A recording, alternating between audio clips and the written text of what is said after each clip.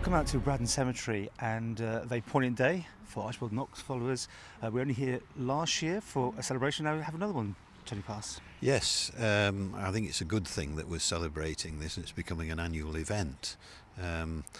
We obviously have to contend with the weather. It's no better this year than it was last, but I think we've done well to have a little gathering to commemorate the date of his death. Of course, we're coming up very shortly to the celebration of his 150th birthday, so it's an interesting year. It's also the year of Manx Year of Culture, so it's all very appropriate. And also it has to be said that Mr. Knox played a role in the First World War, which we're commemorating the centenary of, as he was an official at Knockalo camp. Strangely enough, a censor.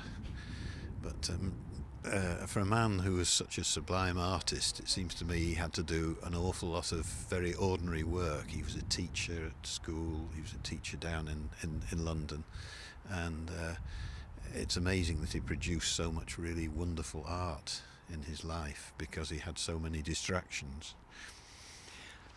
Again, it's so amazing that people want to remember him, and he's coming more and more into vogue all the time. Would you say still now? Well, 100 years ago, through people like Liberties and so on, he had a certain fame, although his work was never signed from Liberties.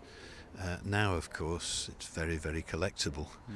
And I think we've seen a revival of the Celtic and the arts and crafts tradition. People are getting great satisfaction and delight from that, and of course across the world Knox and other Celtic works are very much in demand. We've got some shots we're looking at right now from the event that took place last year when some of his work was put up for sale, and gathered lots of people, didn't it, just here on the island? It did, yes. I mean, it's very special to the island, but we should remember that he has a national and an international reputation as well.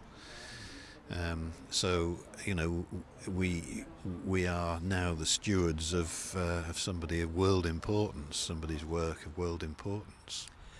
Tell us about the significance about what you've done this year, something slightly different, something from your garden, I understand. Well, yes, this was Liam O'Neill, the chairman of the Archibald Knox Society last year. We were talking, and we were standing in this bleak churchyard last year, and I said, it'd be nice if we could put something appropriate there. Now, I understand that at his burial there was a tribute of snowdrops, and it's the right time of year, and my garden produces a lot of them. So this morning I've been outside cutting loads of snowdrops and putting them in foil, and now we've laid them on the grave. I think it's appropriate. He was a great artist of natural things, as well as the Celtic tradition, carvings from the Celtic and Viking tradition of the Isle of Man. So a new tradition you're going to be doing each year now? Yes, we'll just have to hope that we produce a harvest every year, but so far so good.